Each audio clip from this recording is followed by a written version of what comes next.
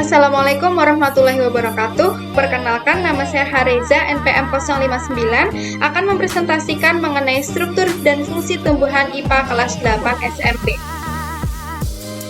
Membahas mengenai struktur dari jaringan tumbuhan, maka kita membahas juga mengenai organ tumbuhan. Apa saja itu?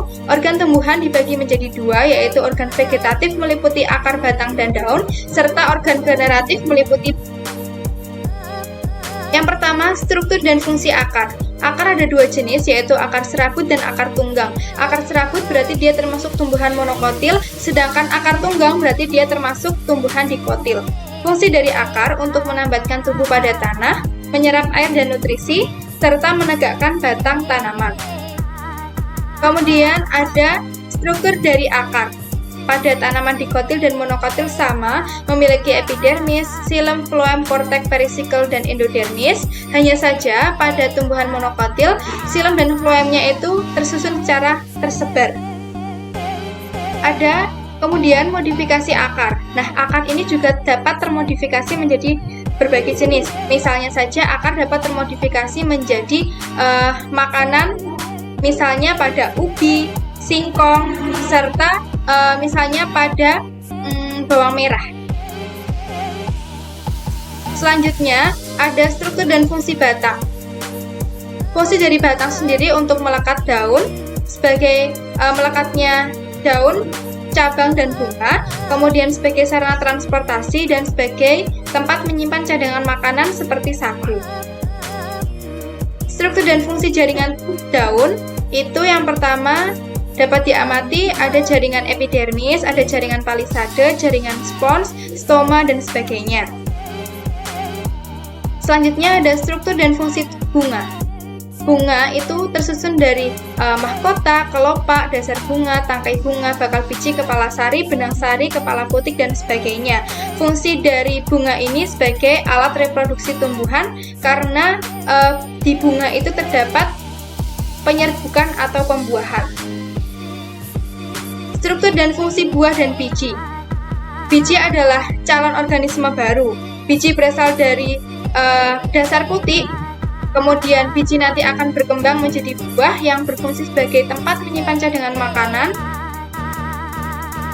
Selanjutnya ada jaringan tumbuhan. Jaringan tumbuhan itu dibagi menjadi dua, yaitu jaringan meristem dan jaringan dewasa. Jaringan meristem ini selalu aktif mengadakan pembelahan, sedangkan jaringan dewasa itu sudah mengalami diferensiasi berdasarkan bentuk dan fungsinya.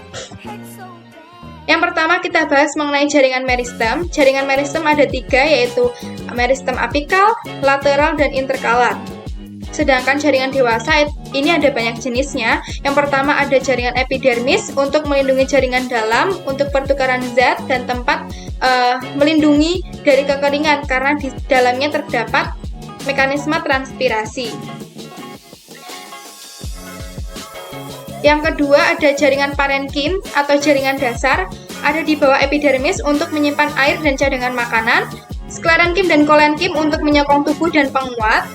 Ada jaringan pengangkut meliputi floem dan xilem. Jaringan gabus berfungsi untuk melindungi jaringan lain di bawah agar tidak kehilangan banyak air.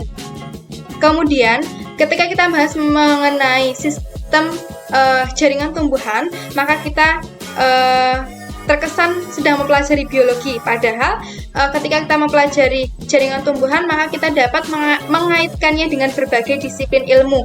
Misalnya untuk biologi ya, sudah pasti itu kita membahas mengenai reproduksi tumbuhan.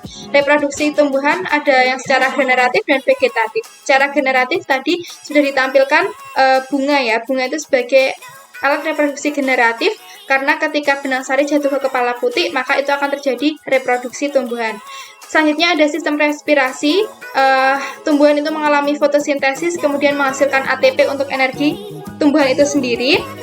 Kemudian ketika dikaitkan dengan iptek atau ilmu pengetahuan dan teknologi, itu ada teknologi yang terinspirasi dari jaringan tumbuhan. Contohnya panel surya.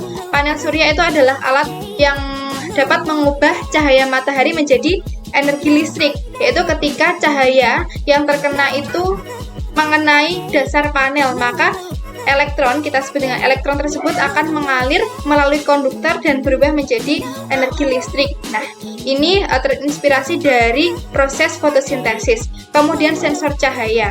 Sensor cahaya itu kita temukan misalnya ketika di jalan itu kan ada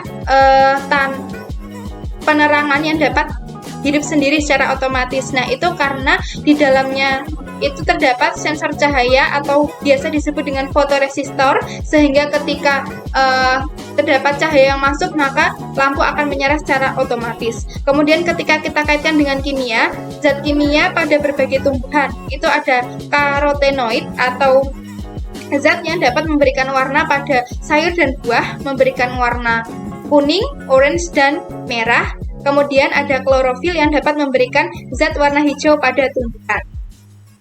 Mungkin sekian presentasi dari saya, kurang lebihnya mohon maaf. Wassalamualaikum warahmatullahi wabarakatuh.